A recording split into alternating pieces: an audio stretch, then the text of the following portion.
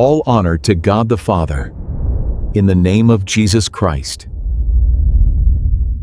Is there an ancient secret that can radically transform your financial, spiritual, and even emotional life? What if I told you this secret is hidden in the pages of an ancient book, written by a man who had direct access to divine wisdom? Today, you'll begin a surprising journey that reveals how the principles of a biblical king, one of the richest and wisest men in history, can illuminate the paths to your current prosperity. But first, take a deep breath, because what you're about to discover may surprise you a lot. Imagine for a moment that the most powerful secrets to wealth and success aren't found in the greats of modern economics, nor in high-performance motivational speakers, nor in personal finance podcasts, but rather in the words of a king who lived thousands of years ago, a man who had the unique opportunity to ask God for anything directly and chose wisdom. That's right, wisdom, not gold, fame, or power. And it was precisely this choice that unlocked for him a life of unparalleled prosperity, global respect, and an eternal legacy. Stay with me until the end, because the next few minutes could completely change the way you view your financial decisions and your relationship with God. We're talking about Solomon, a young man who inherited the throne of one of Israel's greatest kings and found himself facing the greatest challenge of his life, governing an entire people with justice and responsibility. Faced with this gigantic mission, he could have lost himself in vanity, fear, and insecurity. But no, Solomon made a bold and extremely strategic request. He asked God for discernment to govern wisely. Have you ever felt unprepared for a great responsibility? Have you ever been at a decisive moment in your life, unsure of which path to take? Then you'll understand exactly what Solomon felt, and you'll also learn from him how to transform this moment of doubt into a gateway to abundance. The most impressive thing about this story is that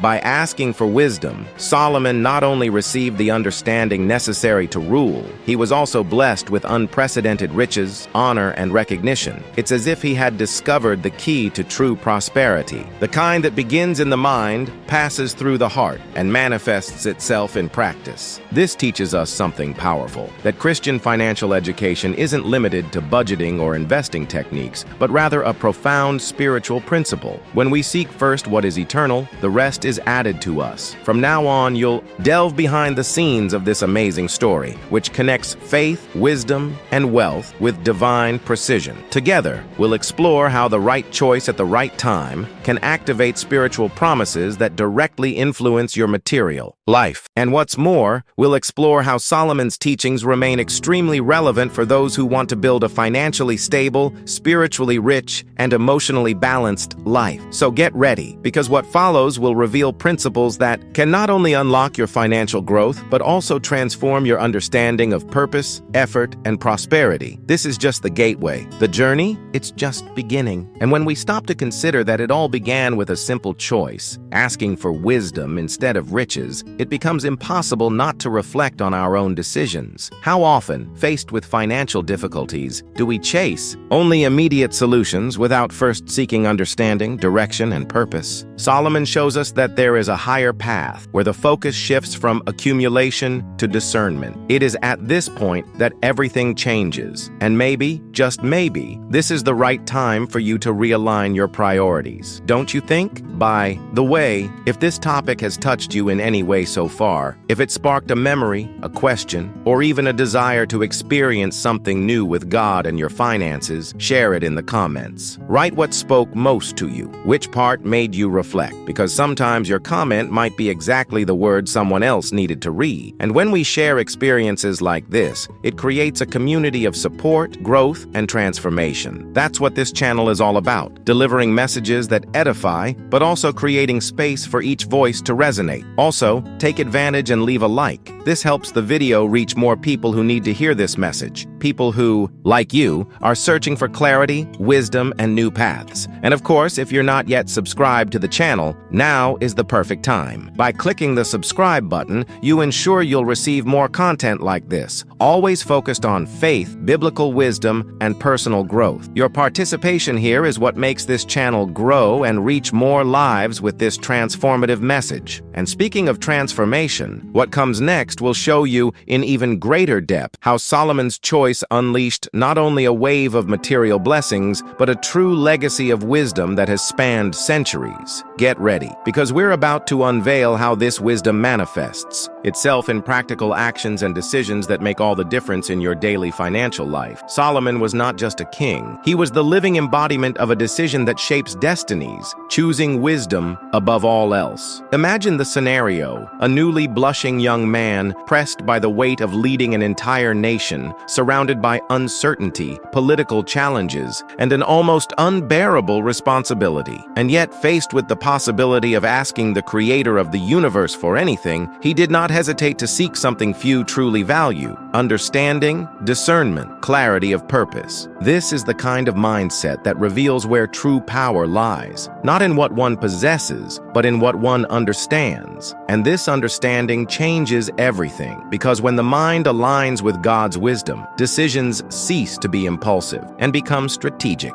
charged with vision, impact, and direction. Solomon's wisdom was the seed that gave rise to the greatest legacy of prosperity ever recorded in Scripture. And what is perhaps most impressive is that this prosperity was not limited to the gold accumulated in his palace. It manifested itself in the way he resolved conflicts, built alliances, managed resources, and planned the future of his people. Each action carried a revelation, a principle, a hidden truth that transcended time. And this is precisely where the most transformative point of this journey begins. Biblical prosperity is born of a teachable mind, not from ready-made formulas, not from shortcuts, but from the humility to recognize that wisdom is a daily choice and not a gift reserved for the few. When Solomon asked God for an understanding heart, he was actually laying an unshakable foundation for all other areas of his life. He didn't seek shortcuts, he sought structure. And it is this internal structure, invisible to the naked eye, that sustains the greatest external achievements. Many today live in search of immediate results, chasing magic formulas, fleeting motivation, or promises of quick wealth. But Solomon shows us that lasting transformation begins within, in the silence of intimate decisions, in the commitment to growth that no one sees, but whose effects everyone feels. This is a kingdom mentality. This is wisdom applied with purpose. Now I want to delve even deeper into this subject, because Solomon's choice reveals a divine pattern of reward. God didn't just grant the king's request, he exceeded it, he added to it. He honored the right motivation with blessings that surpass human merit. This confronts us with a golden question. What if our own prayers were being shaped by the limited vision of immediacy? What if we were asking for results when we should be asking for revelation? Because when motivation is aligned with divine purpose, the return is always greater than expected. This is what transformed a request for wisdom into an empire of gold, honor, and influence. But Solomon didn't stop there. His wisdom translated into practical action. He understood the value of diligence, discipline, and prudence. He was a strategist. He observed nature, learned from the simple, and drew lessons from every detail of everyday life. One of his best-known pieces of advice is found in Proverbs. "Go to the ant, you sluggard." It seems a simple, almost childish phrase, but it carries a code of productivity and long-term vision. The ant has no boss, no need for external motivation. It simply acts, works, builds, and prepares the ground for the future. This is the kind of mindset Solomon admired and promoted, a life of purpose, planning, and constant action.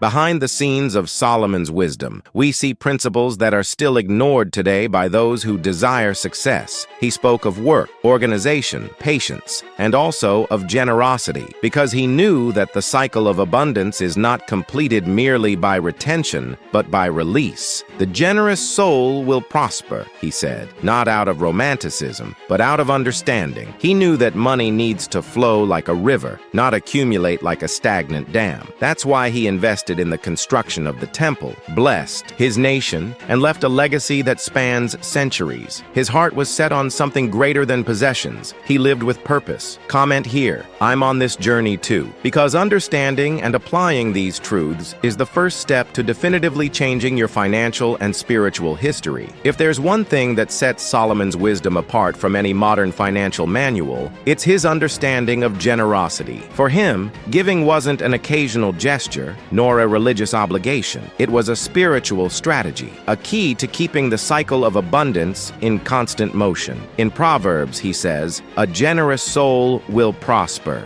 and he who waters will be watered himself." And this phrase, though short, carries a divine code about how financial flow operates in God's kingdom. Solomon understood something many still don't, that withholding too much doesn't multiply, it only interrupts the flow. And when we break this cycle, we also block the continuous provision that could be flowing our way. Think about it. What is the function of a river? To flow. Water comes from a source, passes through various points, nourishes, irrigates, purifies. If you try to dam this river beyond its limits, it begins to become stagnant, dirty, lifeless. The same happens with finances. Solomon knew that maintaining a generous heart was the secret to keeping the channel of blessing always open. And he didn't speak this theoretically. He lived it. His generosity was not small. He gave extravagantly in the construction of the temple, gave to the poor, supported a court of thousands, and still maintained his kingdom with abundance. His prosperity came not from accumulation, but from flow. He gave and received even more, because he understood that when we are faithful in releasing what we have, we become able to receive what we do not yet have. This challenges us, because in practice, most people see giving as a loss, as something that diminishes. But in the kingdom of God,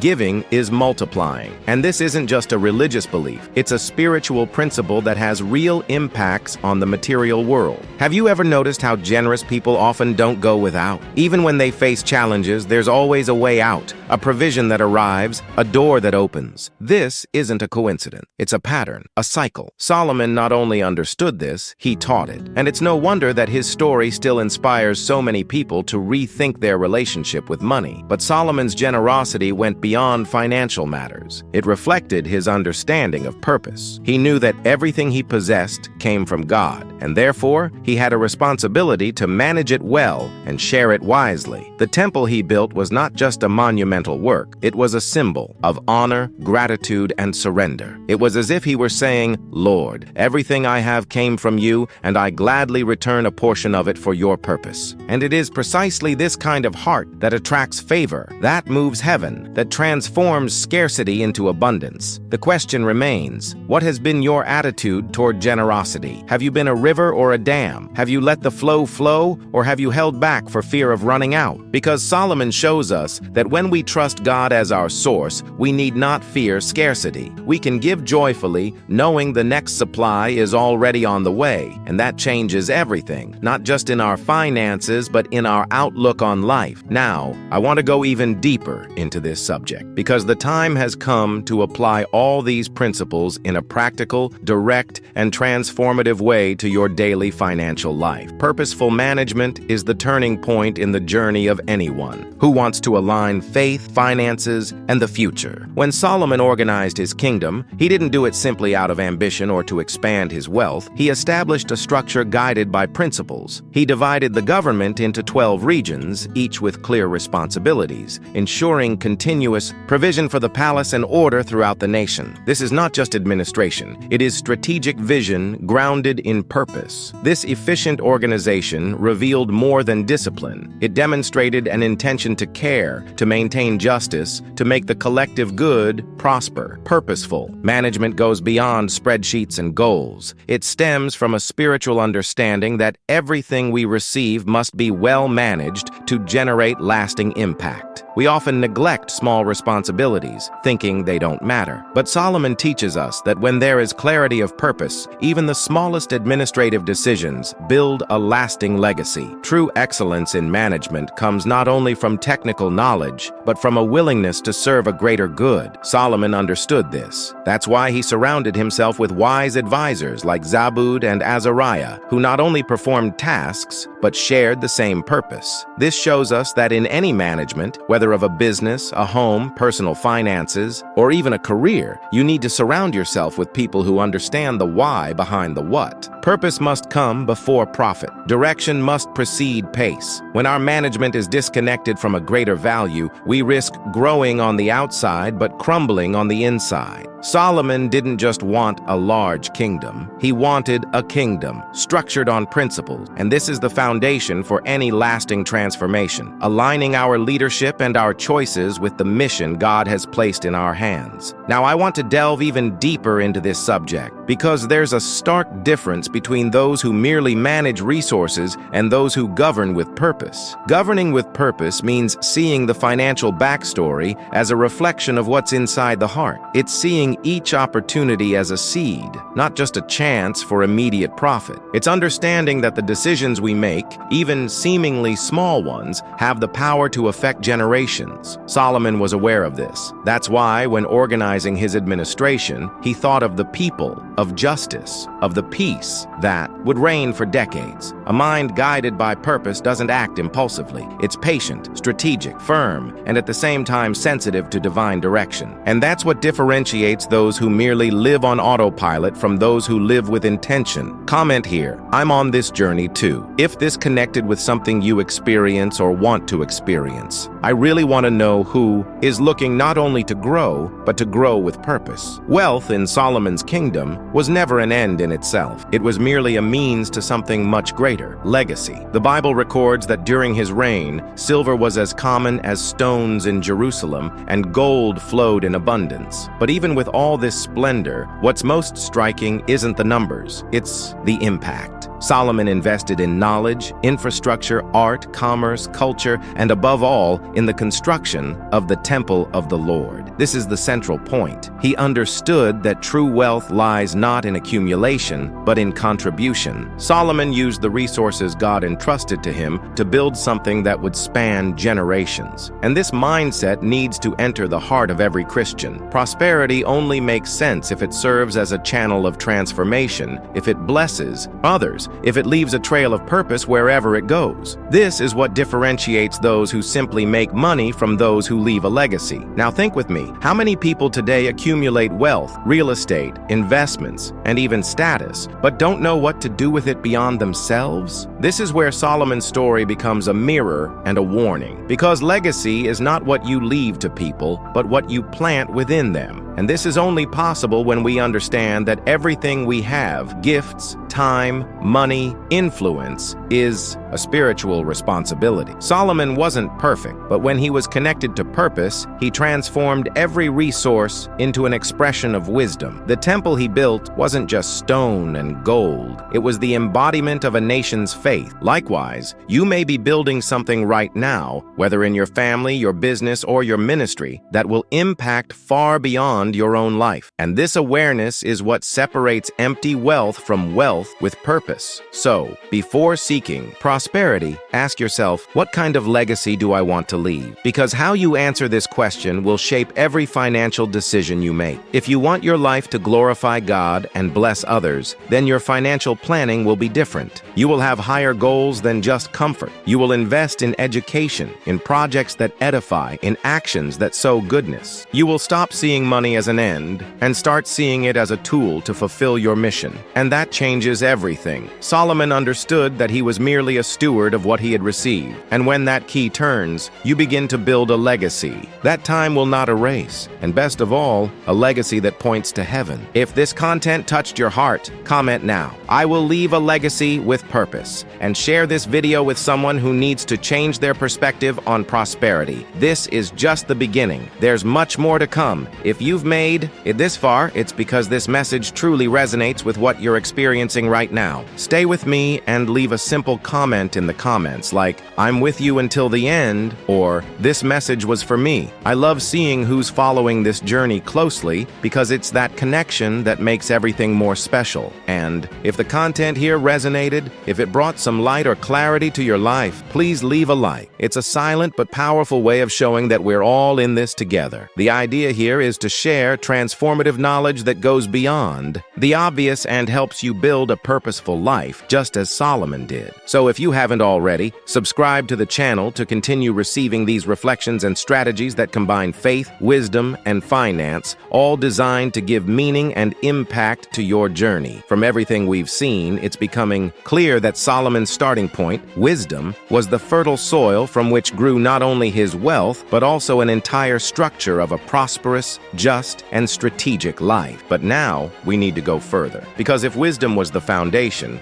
diligence was the foundation that sustained every achievement. Solomon wasn't just a man of inspiring words, he was a keen observer of reality, someone who saw lessons in the simplest things, like the life of an ant. And it's no coincidence that he uses this tiny being as an example of planning, effort, and vision for the future. What Solomon shows us, directly and without embellishment, is that divine blessing demands human response. In other words, God pours out, but we must know how to manage it. This is one of the great hidden truths that few people talk about when it comes to biblical prosperity. Many people pray for blessings but are unwilling to act diligently. They want results but reject the process. Solomon, with all his wisdom, never dismissed the value of constant effort. He valued work, focus, and daily construction. And this is revealed in Proverbs, where he declares that well-laid plans lead to plenty, but he who is hasty always ends in poverty. Notice how this connects to the real world. How often do impulsive decisions, without analysis, preparation, or planning, lead us to losses? The truth is that without prudence, money slips through our fingers even when it comes in abundance. And here comes a fundamental question for those seeking faith-based financial transformation: planning. Solomon knew that wisdom wasn't enough. It needed to be applied methodically with strategic vision. And that's why he didn't build just any kingdom. He built an empire with well-thought-out policies, trade routes, alliances with other kingdoms, and infrastructure projects. The temple he built wasn't a simple religious work. It was one of the greatest expressions of excellence and organization ever seen. Every detail had purpose. Every choice was intentional. And this is what many overlook. Prosperity requires intention. It requires clear vision, well-defined goals, and the courage to execute the plan, even when no one is watching. Furthermore, the diligent work Solomon promoted wasn't based on exhaustion or anxiety, but on purpose. He wasn't talking about running aimlessly. He was talking about working wisely. There's a huge difference between being busy and being productive. The ant doesn't run around without knowing why. It has a clear mission, a defined destination. And this is the kind of mindset we need to reclaim, acting strategically, saving during harvest time, foreseeing winter, and anticipating. Because genuine faith isn't passive. It plans, it acts, it builds. And when we talk about prudence, we're also talking about self-control, learning to say no to impulsive consumption, postponing immediate pleasures in the name of greater achievements. This has everything to do with finances. Many are lost not because of a lack of income, but because of a lack of control. Solomon, with his clarity of mind, reminds us that true financial freedom lies not in earning more, but in knowing how to manage what we already have. This is the kind of revelation that, applied in practice, changes an entire trajectory. Because those who master their emotions when it comes to money also master their decisions, and decisions shape destinies. Now I want to go even deeper into this subject, because Solomon's understanding of generosity reveals a spiritual dynamic that many ignore: the cycle of giving as a gateway to abundance.